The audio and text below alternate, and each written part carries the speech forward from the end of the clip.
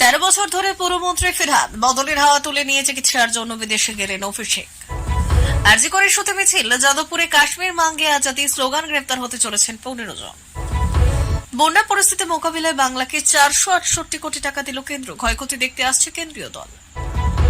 রাজনাথের ছবি আটকাতে এবার যা বললেন প্রধান বিচারপতি, তুমুল শোরগোল। চূড়ান্ত লক্ষ্য 26, বঙ্গ বিজেপির সাথে বৈঠকে অমিত শাহ। টাকার বিনিময়ে চাকরি, প্যানেলে খোদ তৃণমূল নেত্রীর নাম, বিরাট হুঁশিয়ারি বিজেপি নেতার। বিধানসভায় দলীয় বিধায়কদের সঙ্গে সাক্ষাৎ, পুজোর উপহারও দিলেন সুকান্ত মজুমদার। দেখা হবে, খেলা হবে, বৃহস্পতিতে জোর টক্কর দেবেও কুণালের। কেসটা কি? আসছি বিস্তারিত খবরে।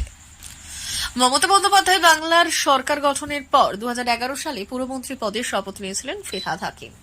মাঝে মাত্র 10 মাস বাদ দিয়ে টানা প্রায় 13 বছর ধরে সেই দপ্তরের মন্ত্রী ফিরহাদ ওরফে ববি। বাংলায় সবথেকে দীর্ঘ সময় পুরমন্ত্রী ছিলেন শিলিগুড়ির সিপিএম নেতা ও বিধায়ক অশোক ভট্টাচার্য। 1996 সাল থেকে শুরু করে 15 বছর পুরমন্ত্রী ছিলেন অশোক বাবু। কিন্তু তৃণমূলের মধ্যেই এখন প্রশ্ন উঠছে, পুরমন্ত্রী হিসেবে অশোক ভট্টাচার্যের যে গতিশীলতা ছিল তার ধারে কাছেও কি পৌঁছতে পেরেছেন ববি হাকিম? পুরমন্ত্রী হিসেবে শেষ কবে জেলা সফরে গিয়েছেন তিনি? শেষ কবে জেলার পৌরসভা ধরে ধরে বৈঠক করেছেন? মেয়রকে বলো ছাড়া নতুন কোন প্রকল্পের বাস্তবায়ন হয়েছে তার হাত দিয়ে? এখানে জানিয়ে রাখা ভালো যে কাকে কোন দপ্তরের মন্ত্রী করা হবে তা মুখ্যমন্ত্রীর অগ্রাধিকার, তিনি চূড়ান্ত সিদ্ধান্ত নেন। পুরমন্ত্রী হিসেবে ববির পারফরমেন্স নিয়ে যে প্রশ্ন উঠেছে তার মানে এই নয় যে তার দপ্তর বদল অবশ্য ভাববে। তবে হ্যাঁ, এই ব্যাপারে কোনো সংশয় নেই যে ববিকে পুরমন্ত্রীর পদ থেকে সরানোর ব্যাপারে দলের মধ্যে একটা সহমত করে তোলার প্রয়াস শুরু হয়েছে। তৃণমূল সূত্রে দাবি, গত 72 ঘণ্টায় এ ব্যাপারে 2টি বৈঠক খুব প্রাসঙ্গিক। এক দলের সর্বভারতীয় সাধারণ সম্পাদক অভিষেক বন্দ্যোপাধ্যায়ের সঙ্গে রাজ্য সভাপতি সুব্রত বক্সির বৈঠক।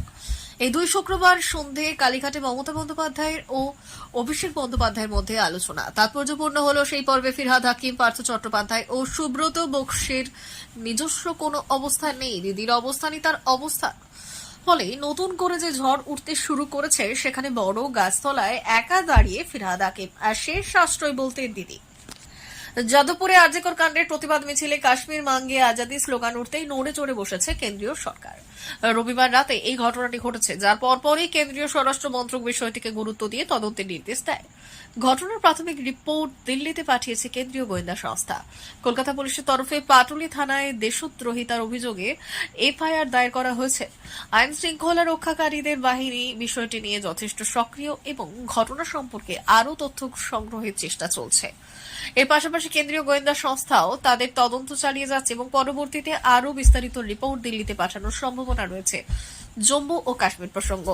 এই ঘটনার সময় জম্মু ও কাশ্মীরে 3য় দফার ভোট গ্রহণ চলছিল। কেন্দ্রীয় সরকারের উদ্বেগ আরও বেড়েছে, কারণ জম্মু ও কাশ্মীরে 370 এবং 35 অনুচ্ছেদের অবলুপ্তির পর প্রথমবারের মতো ভোট হচ্ছে। এমন সময় কলকাতার মতো এক শহরে এমন দেশবিরোধী স্লোগান উঠেছে যা দেশের একেবারে ভিন্ন প্রান্তের রাজনৈতিক পরিস্থিতিকে প্রভাবিত করতে পারে। কেন্দ্রীয় সরকারের পক্ষ থেকে সন্দেহ করা হচ্ছে এই স্লোগানগুলো কাশ্মীরের কোন সংগঠনের সঙ্গে যুক্ত থাকতে পারে। তদন্তে এই সংযোগের খোঁজ চলছে। বিশেষ করে পশ্চিমবঙ্গে দীর্ঘদিন ধরে দেশবিরোধী কার্যকলাপগুলির উপর নজর রাখছে কেন্দ্র। বিশেষ করে বাংলাদেশের সাম্প্রতিক রাজনৈতিক পরিস্থিতি পর্যালোচনা করে স্বরাষ্ট্র মন্ত্রক থেকে জানানো হয়েছে পশ্চিমবঙ্গের উপর নজর রাখা হচ্ছে এবং কোনো দেশবিরোধী শক্তিকে মাথাচাড়া দিতে দেওয়া হবে না।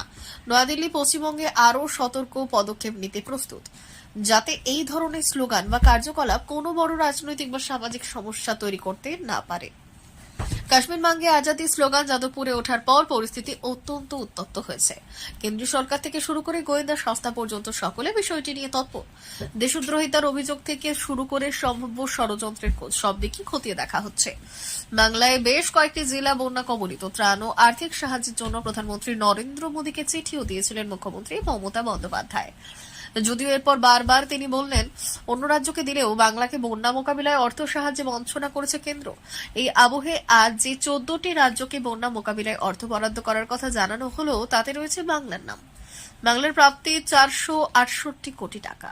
এছাড়া মহারাষ্ট্র 1492 কোটি, অন্ধ্রপ্রদেশ 1036 কোটি, অসম 716 কোটি, বিহার 655.60 কোটি, গুজরাট 600 কোটি, হিমাচল প্রদেশ 189.20 কোটি, কেরল 145.60 কোটি, মণিপুর 50 কোটি, মিজোরাম 21.60 কোটি, নাগাল্যান্ড 19.20 কোটি, সিকিম 23.60 কোটি, তেলেঙ্গানা 416.80 কোটি, ত্রিপুরা 25 কোটি টাকা পাবে বলে জানানো হয়েছে। কেন্দ্রীয় স্বরাষ্ট্রমন্ত্রী অমিত শাহ এক্স হ্যান্ডেলে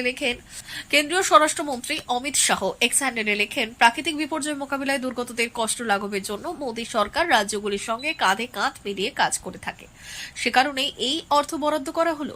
এছাড়াও আন্তঃমন্ত্রণালয় কেন্দ্রীয় দলের সুপারিশ বিশ্লেষণ করে আরও অর্থ বরাদ্দের আশ্বাসও দেন অমিত শাহ।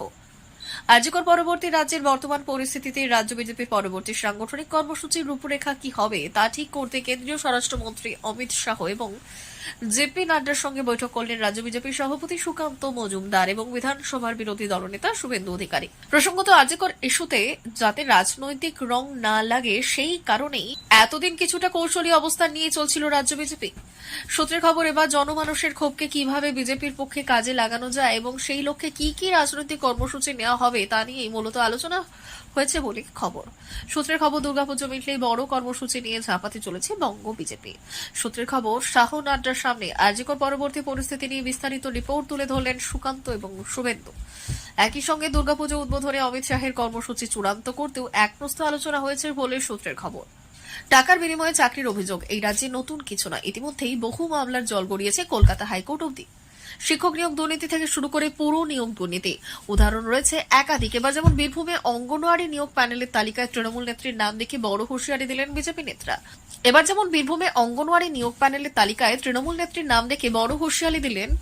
হুঁশিয়ারি দিলেন বিজেপি নেতা। অঙ্গনওয়াড়ি প্যানেলে নাম থাকা মুনমুন বীরভূম জেলা পরিষদের সদস্য, একই সঙ্গে স্থানীয় স্বাস্থ্য দপ্তরের অস্থায়ী পদেও কাজ করেন।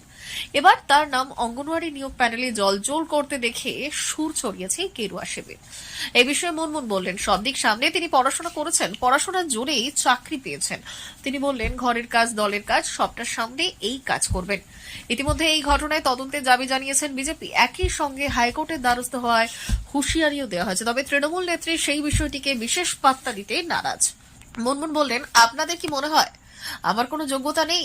আমি গ্র্যাজুয়েট, কলেজ জীবন থেকে রাজনীতি করি, রাজনীতি আমার নেশা, কিন্তু তার মানে এটা নয় যে আমার কোনো যোগ্যতা নেই। সব ভালোর পেছনেই বিরোধীদের কুৎসা থাকে, তবে আমি মনে করি লেখাপড়া করেই আমি এই কাজ পেয়েছি, সেই কারণে বিরোধীদের কথায় আমার কিছু যায় আসে না।